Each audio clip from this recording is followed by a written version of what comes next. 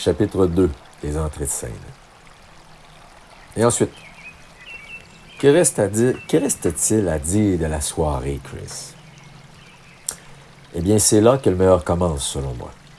Car je vous ai préparé une puissante démonstration de votre expérience intime, du cœur de la nuit et des entrailles du plancher de danse, jusqu'à ces mots. Chacun de ces caractères que j'ai extirpés de ma tête depuis le dance floor jusqu'à vos yeux, pour que cela résonne en vous pour l'éternel, les amis.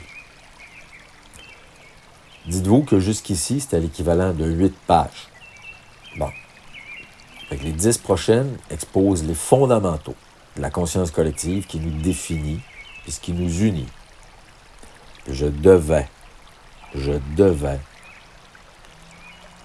mettre ces mots-là pour les faire sortir de ma tête et nous l'approprier. Alors, j'ai fait au mieux. Mais c'est une grande virée. Alors, on part du connu vers l'inconnu. Principe de base de la compréhension humaine. Alors, c'est parti avec Prof Costa. L'alignement cosmique. Grand titre. Comme bien d'autres qui fréquentent ces lieux depuis des décennies, le stéréo, et autres places, au fil des ans, j'ai eu la chance à quelques reprises d'interagir avec Cattaneo, Hernán Cattaneo, le maestro. Puis cette nuit-là, une circonstance magique s'est présentée au cours de ce jour béni, en fait, où j'ai pu simplement saluer et le remercier de l'attention qu'il portait aux détails. Je trouvais important de lui témoigner qu'au moins un danseur dans place reconnaissait son travail d'un point de vue très spirituel, par cette structure musicale qui a rendu l'émergence de la conscience collective presque palpable, visible partout dans place, et de par l'extrême bienveillance des gens, les uns pour les autres.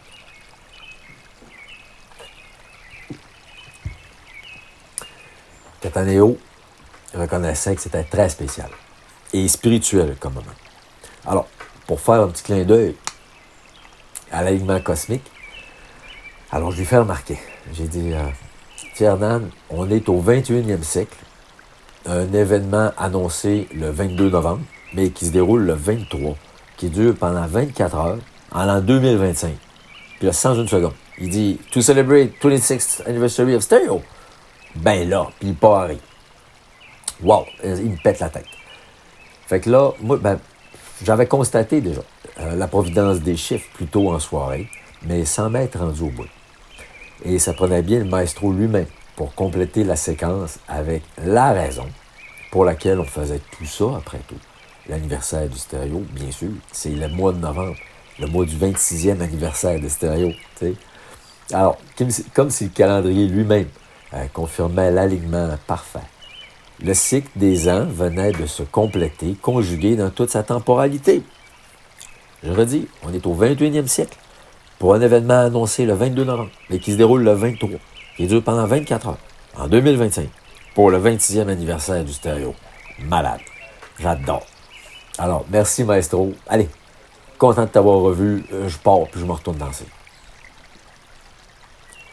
On poursuit. La danse. Le fondement de la communion. Grand titre. La danse. Le fondement de la communion. Alors, avez-vous observé combien sur le plancher ce jour-là, les gens étaient des danseurs? Ça grouvait, ça balançait sur toute la surface du plancher. Avec cadence, synchronie, fluidité, c'était un spectacle en soi. Alors, notre amie, la sage et très expérimentée Julie, notre bonne amie, ma belle amie Julie. Alors, à un moment donné, on se parle, et puis elle me l'a résumé comme ça. Elle dit, on ouvre les guillemets. As-tu remarqué, Christophe, qu'il n'y a aucun coup de talon ce soir? Pas un coup de lever, pas d'inconduite. Personne ne se touche. Mais tout le monde bouge. Regarde-moi ça. Il y a de l'espace entre tout le monde. On ne se marche pas sur les pieds, puis ça prend 10 secondes pour traverser le plancher de danse. Hey, wow. Elle montre ça, puis je vois, là, à travers la piste, là, je vois... je le voyais, mais là, c'était tellement beau. Aucun pied ne se touchait, aucun... Puis c'est comme si les jambes puis les hauts de corps balançaient en même temps. Tout à la bonne place. C'était hallucinant. C'était vraiment fantastique, là. C'était fascinant à regarder. Alors, de la danse de la danse explosive, du mouvement, de l'énergie, des sourires, des yeux, des visages connus et aimés, de la joie, de la joie, de la joie. Ouais, je me suis dit, ouais, ben ça, là, ça, c'est la définition. Ouais, non. C'est la manifestation de danser. En faisant une petite recherche wiki pour la danse, un petit Wikipédia, ça dit, la danse, c'est exécuter une suite de pas et de mouvements suivant un rythme musical ou selon les règles d'une danse. Mais là, ce qu'on vivait là, ce qu'on voyait, ça dépassait largement la définition.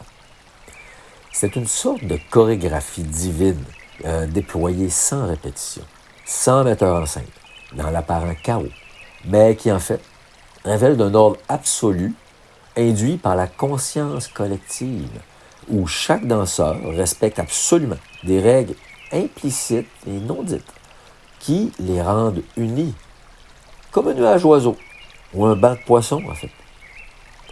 Étonnamment, la science n'a pas encore de mots pour définir ce phénomène, autre que intelligence collective désigne la capacité d'un groupe d'animaux, ça pourrait vouloir dire nous, à effectuer collectivement des actions complexes, comme des déplacements coordonnés ou la chasse en meute.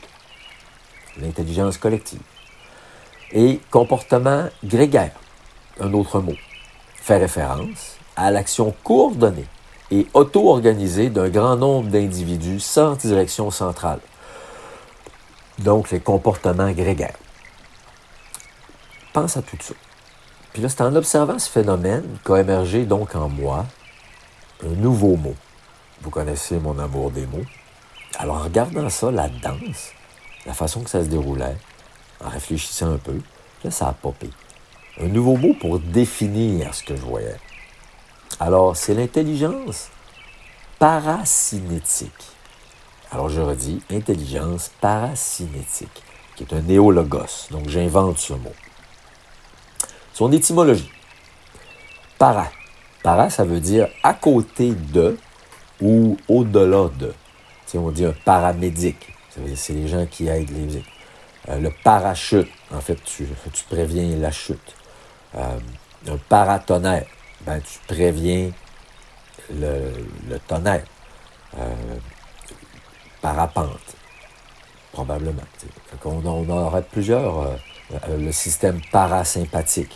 Donc, le système sympathique et le système parasympathique, à côté de. Donc, para veut dire à côté de. Cinétique. L'autre mot, l'autre partie de paracinétique, donc le mot cinétique. Tout ce qui touche le mouvement et sa dynamique. Donc, cinétique, tout ce qui touche le mouvement et sa dynamique. Alors, la force cinétique, c'est la force du mouvement. Alors, la définition que je propose avec cela. Dans un contexte de danse collective, l'application de l'intelligence paracinétique est cette aptitude qu'ont les danseurs de percevoir et anticiper tout leur environnement immédiat, en parfaite synchronie avec les autres, afin de coordonner leurs mouvements dans un espace restreint et chaotique, sans jamais nuire à l'autre. Je redis, la définition que je propose pour le terme paracinétique. On écoute bien. Dans le contexte de la danse, l'application de ce terme-là, intelligence paracinétique, c'est une aptitude qu'ont les danseurs de percevoir et anticiper tout leur environnement immédiat, en parfaite synchronie, en parfaite coordination avec les autres, afin de coordonner leurs mouvements dans un espace restreint, sans jamais pourtant nuire l'un à l'autre. Un espace restreint et chaotique. Le chaos, ce n'est pas le désordre. Le chaos, c'est un désordre qui s'organise. Un chaos, ça se trouve être une motion. Alors, il ne faut pas prendre le chaos comme étant bordélique. Ça peut l'être, mais le chaos peut être organisé. Alors, c'est cela ma définition.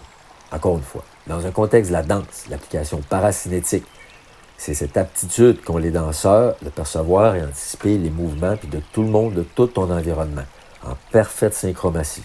Comme ça, tu te coordonnes toi-même dans un espace restreint et chaotique, puis tu ne touches jamais à personne. C'est ça coche. Physiologiquement, c'est une extension de la proprioception. La proprioception. Ce sixième sens qui permet de connaître la position et les mouvements de son corps dans l'espace, même les yeux fermés. La proprioception, c'est quand tu te fermes les yeux, mettons, tu étends les bras, tu étends la jambe, tu te penches à gauche ou tu te penches à droite, tu sais où est ton corps dans l'espace. Ça, c'est la proprioception. Ça fonctionne avec... c'est un sens fondamental, en fait, qui est très essentiel pour nous, pour notre équilibre et tout. La coordination, le contrôle des gestes et tout cela.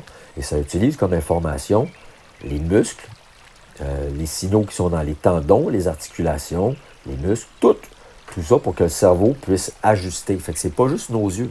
Les yeux, ça ajuste une partie.